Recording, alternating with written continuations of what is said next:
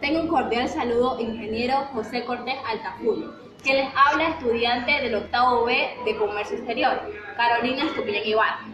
En el presente video van a intervenir los compañeros Daniela Jalil González, Jessica Estacio Carabalí y Jackson Caicedo Arroyo. Nosotros les vamos a hablar acerca de los puntos 3 de la unidad 3 y la unidad 4. En este caso vamos a empezar hablando del tema 3. A mí me tocó hablar acerca del punto 3.5 que tiene como tema la competencia del Estado sobre los espacios marítimos. Esta información yo la realicé en la página juridis.com por el autor Jorge Casanova. Hablándoles un poquito de su historia y de su evolución, el derecho del mar clásico se basaba acerca de las aceptaciones generalizadas sobre las sociedades internacionales que se dieron a finales del siglo XVIII. Las primeras matizaciones surgieron a partir del siglo XIX, debido a los abusos que se daban en esta época, como por ejemplo la trata de personas. En 1957 se convocó por la Asamblea General de las Naciones Unidas una conferencia para poder tratar acerca del derecho internacional y así poder codificar, utilizando siempre los proyectos y los trabajos de la Comisión del Derecho Internacional de la ONU. Esta conferencia ocupó el primer lugar en el Convenio de Ginebra en 1958, donde se abrieron 4 convenios abiertos a la firma y que no tuvieron una solución de inmediato. Pasó el tiempo y la Asamblea General de las Naciones Unidas volvió a convocar una segunda conferencia para poder resolver de manera ya definitiva todos los problemas que quedaron pendientes en la primera conferencia, pero de tal manera no lograron un resultado positivo.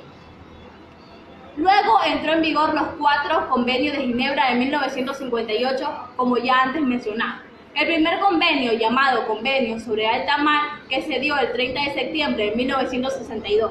El segundo convenio, llamado Convenio sobre la Plataforma Continental, este se dio el 10 de junio de 1964. El tercer convenio, llamado Convenio sobre el Mar Territorial y la Zona Continua, este se dio el 10 de septiembre del mismo año que el convenio anterior, en el 1954. El cuarto y último convenio, llamado Convenio sobre el régimen de la pesca, este se dio el 20 de marzo de 1966. Todos estos convenios surgieron y se entraron en vigor en esta época. Haciéndoles un preámbulo de lo ya antes mencionado, cabe recalcar que el derecho del mar se ventilan intereses comunes de orden público, es decir, el Estado actuando en pleno uso de su soberanía. El derecho internacional está estrechamente vinculado con este derecho del mar. El objetivo de su estudio sobre el derecho del mar es poder hacer uso de sus espacios marítimos, tales como el mar territorial, la zona exclusiva y alta mar. Muchas gracias. Buenas tardes, profesor, y a todos. A mí me tocó el literal B de las líneas de aguas, línea base de aguas interiores. Lo que puedo acotar a este tema es que las líneas de base de aguas interiores son las líneas que a partir de las cuales se rige o se mide el mar territorial, la zona económica exclusiva, la plataforma del continente y la zona contigua. Esto tiene por objeto medir todas las limitaciones de un Estado para que goce totalmente de su soberanía y puedan establecer reglas y políticas dentro de su entorno. Estas bases de línea de aguas interiores transcurre a partir de la Convención de Ginebra del año de 1958 y sobre los derechos del mar de la Convención de las Naciones Unidas del año de 1982, donde se fija que todas estas reglas deben establecerse tanto en los canales donde se propaga el comercio internacional. También podemos definir que estas líneas se pueden dividir en líneas base normales y líneas de base rectas. Las líneas de bases normales son aquellas donde está la extensión de todas la zona costera, donde los estados ribereños gozan de totalmente sus beneficios de todas estas limitaciones del espacio marítimo. Y las zonas de líneas rectas, donde su anchura y sus escotaduras son más amplias. Aquí estamos hablando también de archipiélagos, islas como bahías, archipiélagos y arrecifes. Estos también gozan de totalmente limitaciones marítimos y arrecifes. Estos también gozan de totalmente limitaciones marítimas específicas dentro de estas limitaciones de las bases de líneas de las aguas interiores. Las aguas interiores nacen a raíz de la línea de base. Esta es muy importante porque de ella depende su funcionalidad. Todas estas líneas son totalmente coherentes dentro de una jurisdicción de algún estado, las cuales se deben regir de acuerdo a todos los procedimientos que se hacen dentro de un estado que está comprendido dentro de esos espacios marítimos. En conclusión, puedo decir que las bases de líneas de aguas interiores está establecida dentro de las convenciones de las Naciones Unidas del año de 1982, donde ejerce todo el derecho sobre el mar. Ellos deben especificarse siempre cuando haya una conjetura de algún comercio internacional. Pueden pasar cualquier clase de buques proveniente de otros países, siempre y cuando cumplan con todas las legalidades y tengan conocimiento de todo lo que se hace dentro de ese estado. El otro punto habla sobre el mar territorial, sus anchuras, estrechos, escotaduras. Como ya dije antes, esto nace del siglo XVII y XVIII, donde se establece por medio de la Convención de Ginebra en el año de 1958 y del derecho sobre el mar en el año de 1982 del artículo 4, donde se fijan todas estas reglas que son un conjunto de donde se encuentra el sector de un océano, comprendido entre 12 millas náuticas, que esto quiere decir también en 22.2 kilómetros. En este también existen las zonas contiguas, las zonas de zona económica y la plataforma del continente. En el año de 1918 en México se realizan unas nuevas investigaciones donde encuentran yacimientos de petróleo. En este artículo cabe destacar que no todos estos regímenes, pues, ellos cumplen con todas las leyes que están establecidas dentro de estas normas, ya que se explota el tema del petróleo e hidrocarburos a veces de forma muy profunda y elevan la contaminación de los mares, océanos, bajamar, altamar, entre otros. Sin embargo, en las escotaduras de la zona costera, de la zona ribereña, ellos están beneficiados de todas estas soberanías, ya que ellos, dentro de sus limitaciones, de sus espacios marítimos, pueden tener la explotación del petróleo legalmente, porque ellos gozan de esta jurisdicción de acuerdo a este artículo. En conclusión, puedo decir que todos estos espacios marítimos son de conjetura muy amplia y muy compleja, ya que todos los estados merecen una jurisdicción muy justa, donde tienen que elevar siempre la paz, la solidaridad y sobre todo la gran cobertura que tienen hacia el comercio internacional, siendo estos muy legales y respetando todas las políticas dentro de estos territorios marítimos. Yo les voy a hablar sobre la zona económica exclusiva y la plataforma continental. La zona económica exclusiva es una franja marítima que sigue el mar territorial y que tiene una extensión de 200 millas náuticas, claro, contando desde la línea de base de la costa de cada estado. Este equivale a 370.4 kilómetros. En esta franja el Estado tiene derecho de exploración y de explotación, ya sea en los productos como son los seres vivos, que establecerían la actividad de pesca, y en los no vivos, que se daría la actividad de lo que es la minería.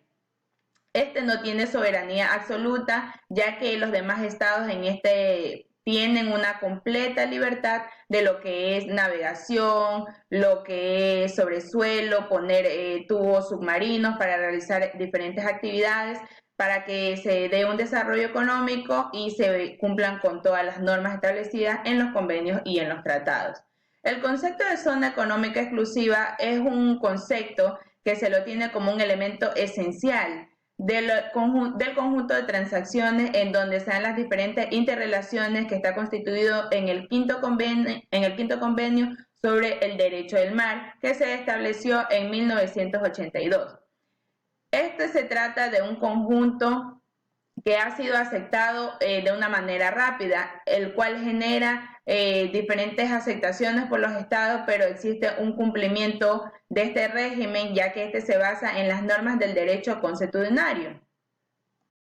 Entonces bien, se define a la zona económica exclusiva como un espacio marítimo, el cual está marcado con carácter económico, como su nombre lo indica, y este está establecido en la tercera conferencia de las Naciones Unidas, que fue sobre los derechos del mar.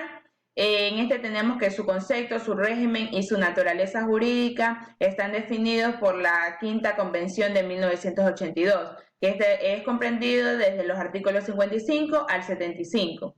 En consecuencia, este nuevo espacio marítimo es de naturaleza muy especial, ya que tiene un estatus jurídico distinto al que tiene el mar territorial y el que tiene alta mar, aunque tiene cierto modo de participación en lo que son los regímenes que se aplican para estos espacios marítimos que son tradicionales.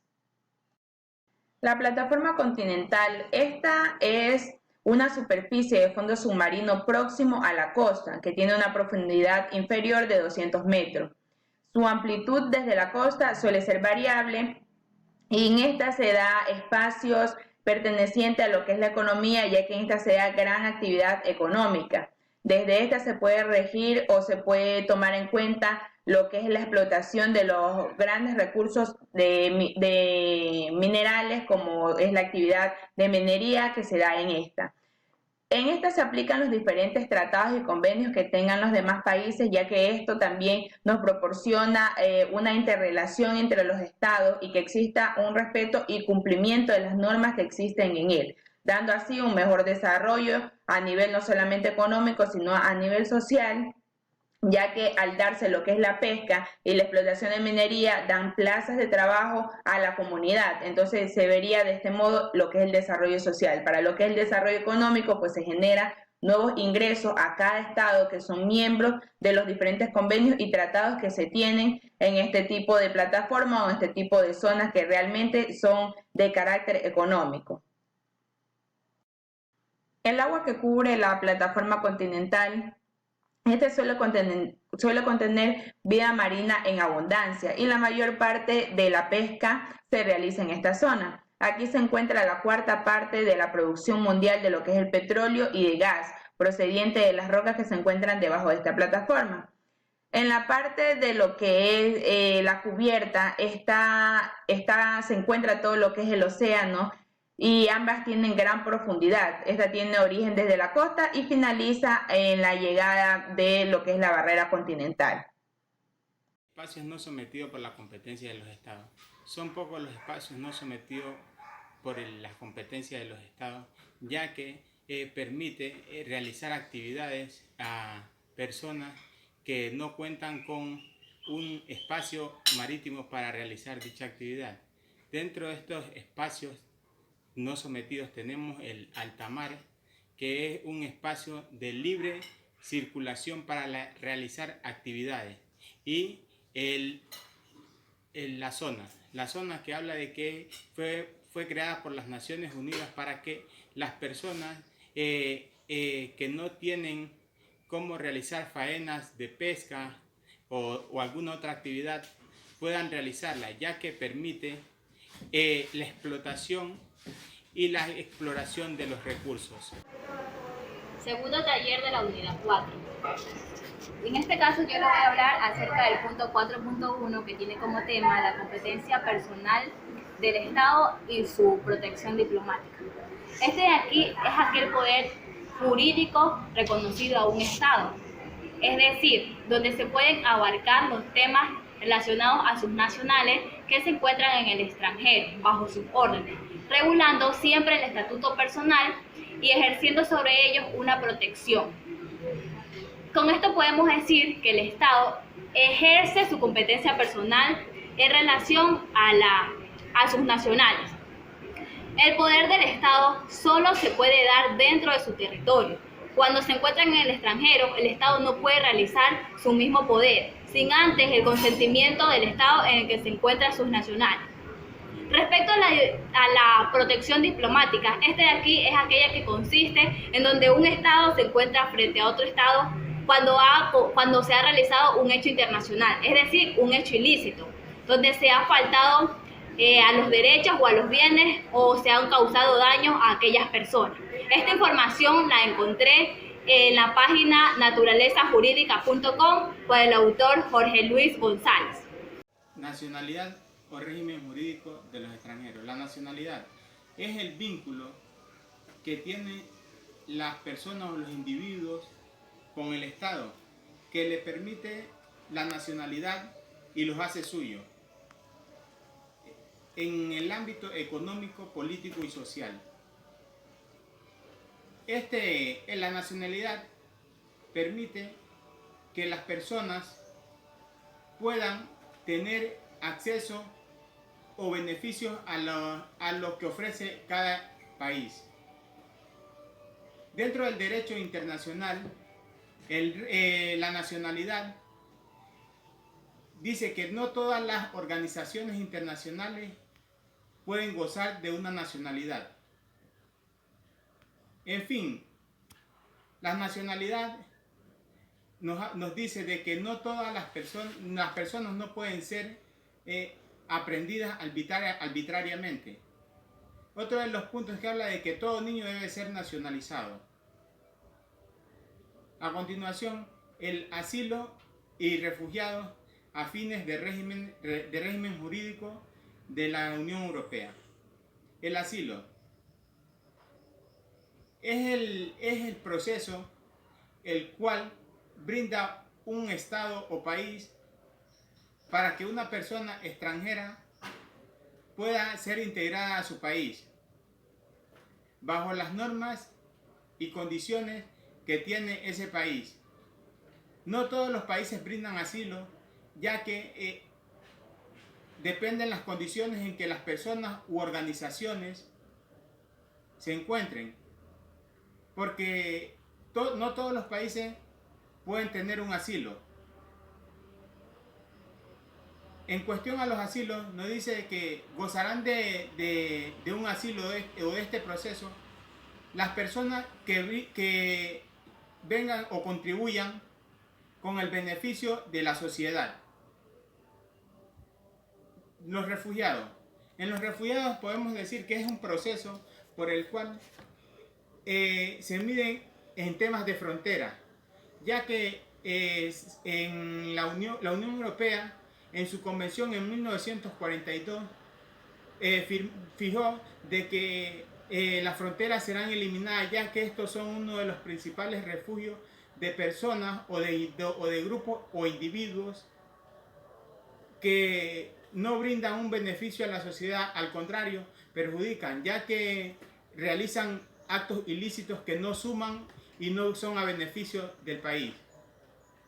La Unión Europea fija de que no todas las personas gozarán de un refugio, porque hay personas de que les brindan un refugio, pero no cumplen con las condiciones que el Estado la requiere.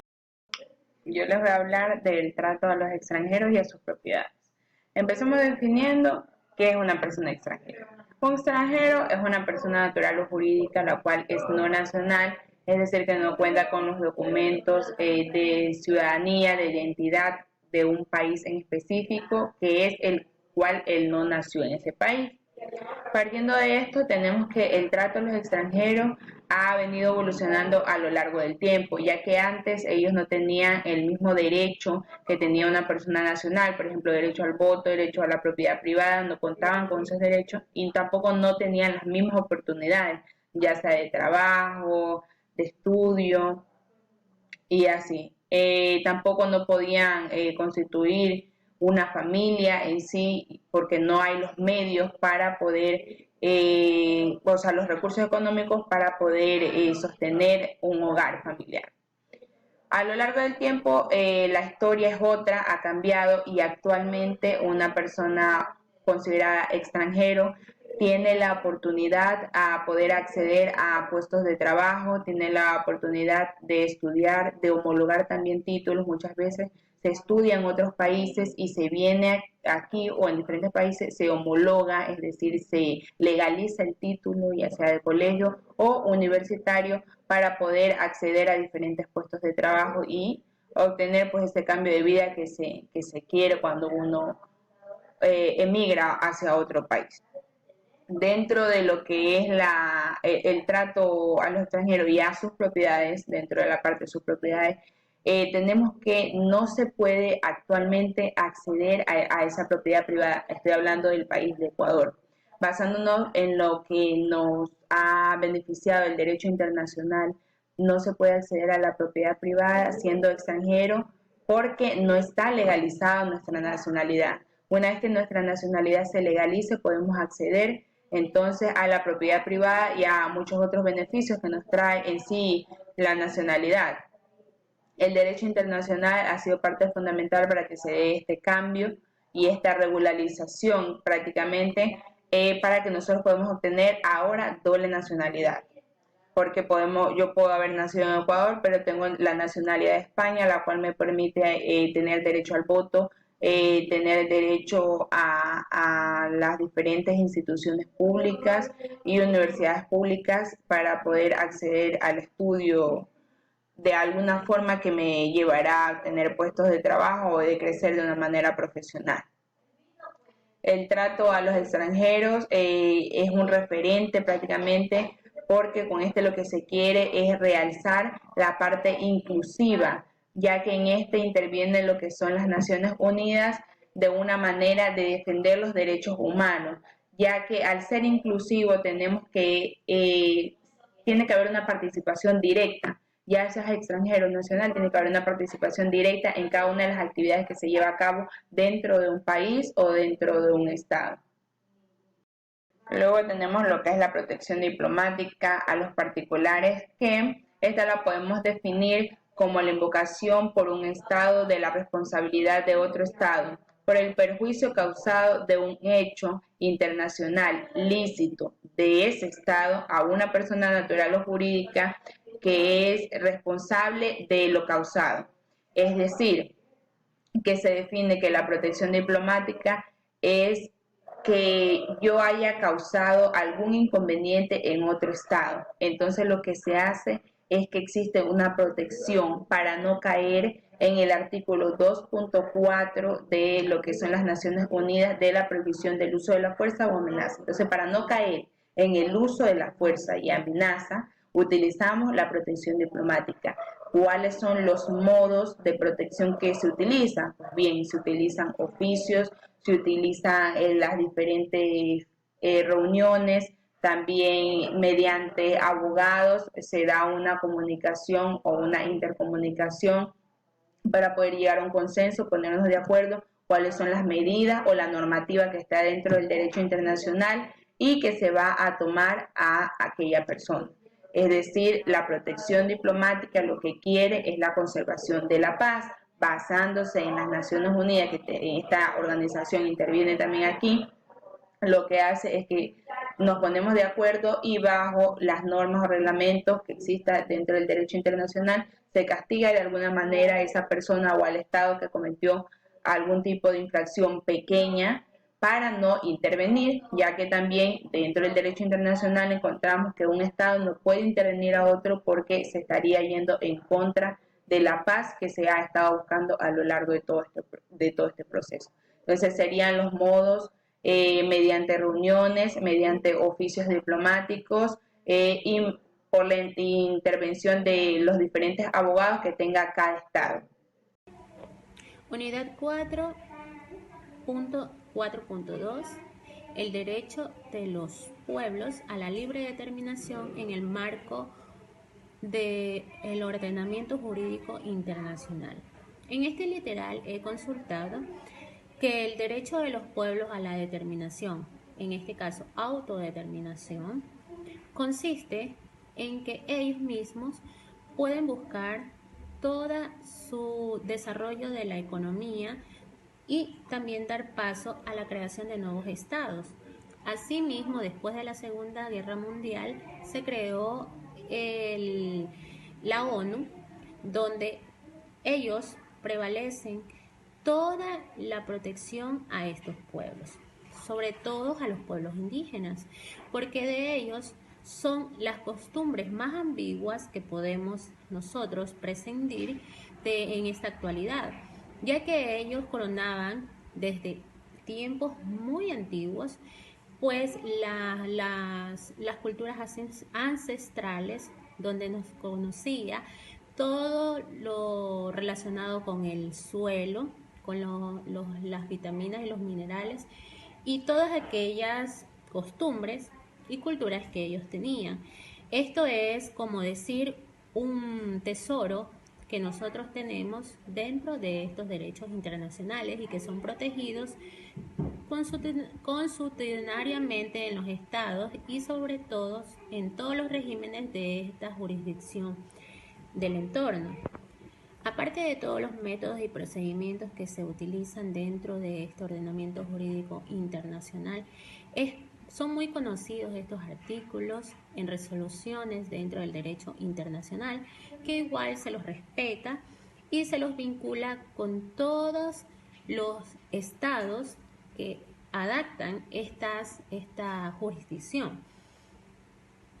Cabe recalcar que cuando un estado quiere desarrollarse, basta de su soberanía para poder seguir con el objetivo que ellos canalizan. Todos estos artículos son válidos, ya que en esto del ordenamiento jurídico internacional también acotamos que estos se establecieron con el objetivo de poderse descolonizar de aquellos pueblos que eran súper desarrollados y donde tenían una potencia extranjera. Puedo decir en conclusión que todos estos métodos y acciones que nosotros tomamos para poder tener una autodeterminación en un marco jurídico internacional es constante dentro de una política pública donde existe todos estos procedimientos a base de conocimientos, ideologías, culturas, soberanía y sobre todo de una idoneidad en conjunto a todas estas formas de una vida cotidiana.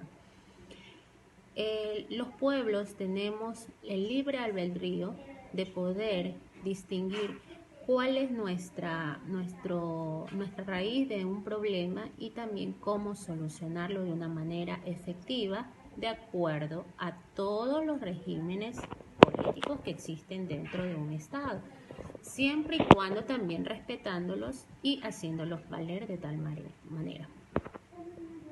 El segundo punto es el A, origen y evolución del principio de la libre determinación de los pueblos. Como ya lo había dicho anteriormente, esto resiste a una autodeterminación de los pueblos, donde ellos mismos buscan sus desarrollos de sus culturas, su idoneidad y el progreso continuo y una mejora continua. Todo esto a raíz de la Segunda Guerra Mundial y también en una convención que se hizo en 1648 por Westfalia, donde cabe recalcar que esto se originó hace 70 años donde existía la manipulación y la explotación de aquellos pueblos donde eran subyugados ante los romanos, ante China y todos los países desarrollados y extranjeros. Pues la autodeterminación de ellos se basa a la soberanía, donde hay una igualdad, una equidad, universalidad. En estos tiempos, pues en la actualidad, nosotros también debemos remontarnos en que igual existen esas clases de costumbres, y asimismo existe un poco también de lo antiguo, de la época antigua, donde debemos mejorar para beneficio de todos nosotros. Estos principios son los más importantes, ya que de ellos depende nuestra propia identidad dentro de un derecho internacional que habituamos. Estas normas, métodos y procedimientos debemos tomarlos de la mejor manera para poder que sean tomados en cuenta dentro de una conjetura muy probables y que tengan coherencia, sobre todo protegiendo la paz, la solidaridad de estos pueblos que han sido totalmente subyugados, han sido explotados por aquellos países. Entonces, por esto hay un marco de régimen, jurisdicción del derecho internacional, donde por libre determinación, donde ellos mismos escogen sus políticas, son soberanos. Y en esto también quiere decir que después de la creación de las Naciones Unidas, ellos han fijado muchos puntos a favor de estos pueblos. Una es la autodeterminación soberana. Ellos tienen derecho a la paz, a la solidaridad, tienen también derechos a la amnistía internacional, tienen derecho a las elecciones. Bueno, en fin, ellos tienen todos estos derechos, ya que por eso se han establecido estos puntos para que sean un pueblo privilegiado, un pueblo donde el desarrollo y la cultura no se acabe, las culturas ancestrales que nos han ayudado mucho en la actualidad, porque no se ha abolido, no se ha eliminado todas aquellas culturas donde nos han enseñado mucho de nuestras vidas antiguas, donde había mucho significado, que ahora también lo ponemos en base a pruebas, en consentimiento de todo lo que se relaciona dentro de una política segura, donde protegen a las personas, a los pueblos, sobre todo indígenas, y que tienen muchos beneficios gracias a estos derechos internacionales por medio de este régimen del marco de jurisdicción. En sí, cabe recalcar que todos estos principios son muy importantes y que debemos conocer, porque de ellos prevalece la situación económica, el desarrollo cultural, tanto social y económico de los pueblos. Continuando, les voy a hablar acerca del punto 4.3, que tiene como tema la protección internacional de los derechos humanos.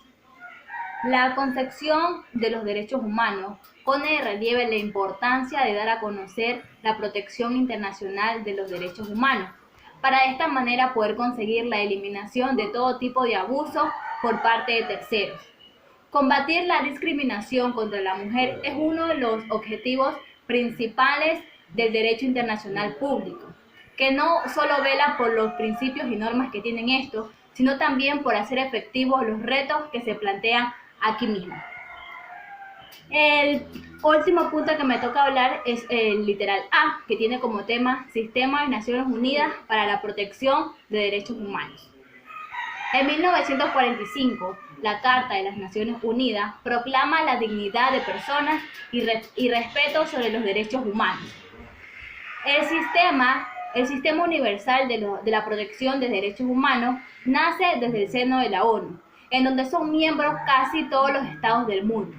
El sistema universal de la protección de los derechos humanos no es más que un conjunto de normas sustantivas y procesales que tienen como fin o como objetivo la promoción y la protección de los derechos humanos universales. Este mismo sistema, también cuenta con algunos integrantes que son el sistema de tratados y por último el sistema de órganos. Principios y prohibiciones de las amenazas del uso de la fuerza, de las excepciones y la seguridad colectiva. Dicen que no todos los países pueden resolver o tener conflictos en un periodo de tiempo corto, ya que existen las Naciones Unidas que nos ayuda a resolver conflictos entre los diferentes países. Dentro de las excepciones tenemos que las excepciones son el ente fundamental de esta seguridad colectiva, ya que las excepciones permiten de que se haga una flexibilidad entre los países, se llegue a una conversación y que se llegue a un mutuo acuerdo. Dentro de la defensa, de la legítima defensa, tenemos que un país violar que a un país se somete al uso de su fuerza, puede ser militarizada o colectiva, donde todos intervienen, cometen una violación al derecho internacional. Luego de eso tenemos el principio de los derechos internacional humanitario. El derecho internacional humanitario busca que los países tengan tranquilidad, las soluciones sean pacíficas,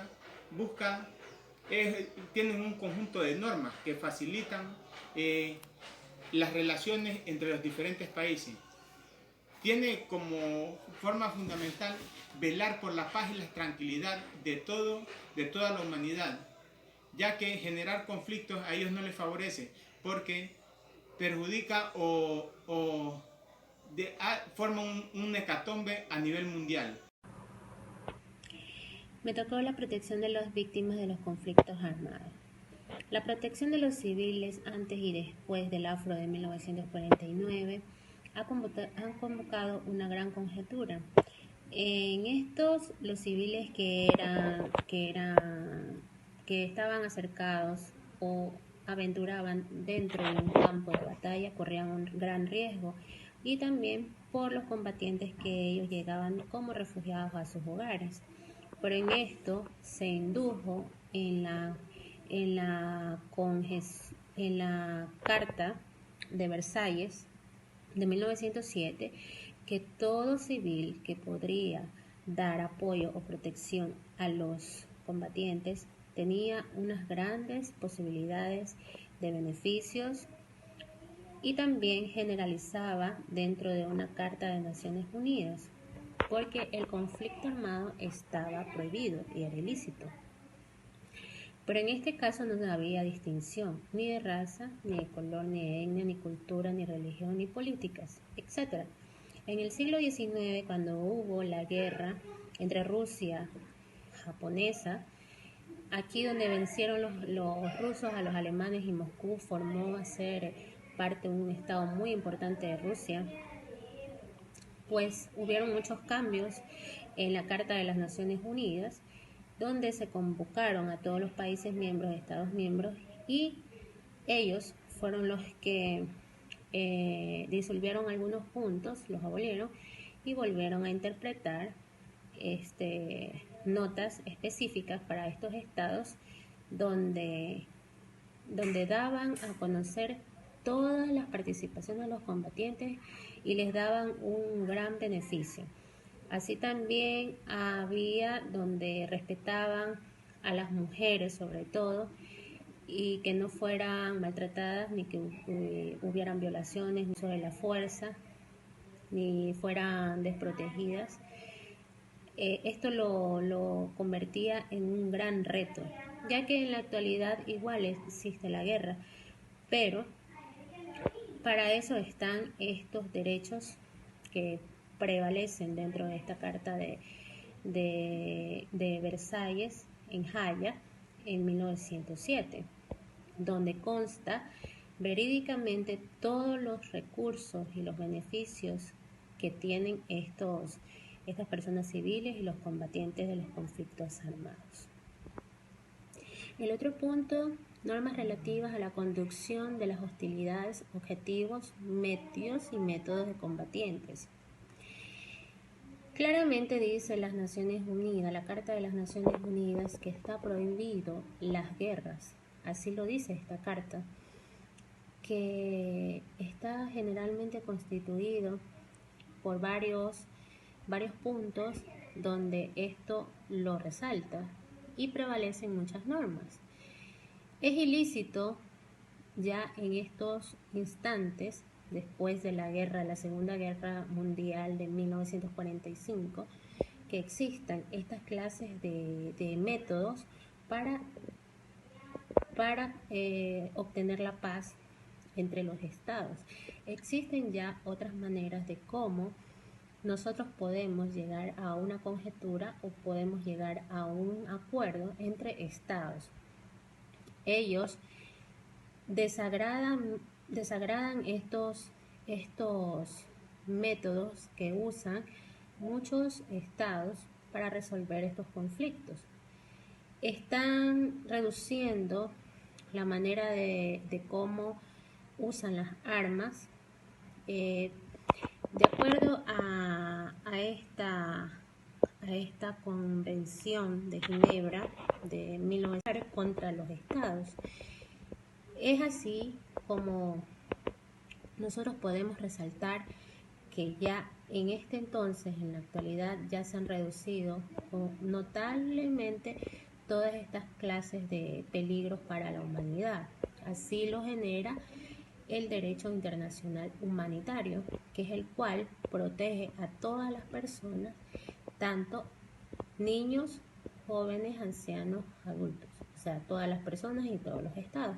La Cruz Roja tiene la obligación de darle o brindarle servicio a los combatientes y a toda persona que se encuentre en peligro, porque estas fueron una de las primeras organismos que se crearon. Esencialmente fue el primer organismo que se creó en el mundo para la protección de las personas por las guerras que habían en tales entonces. Y es así como uno de los métodos también es la no discriminación. Está prohibido la discriminación, haya sido un combatiente en las hostilidades o haya sido un militar o haya sido persona que haya incurrido en guerras, sin saber que ellos también a veces combatían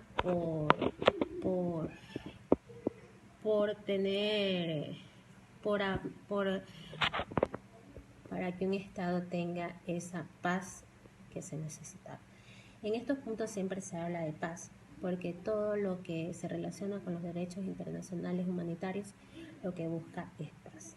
La diferencia que puedo decir de un derecho internacional a un derecho internacional humanitario es que el derecho internacional te puede proteger todos los días de tu vida.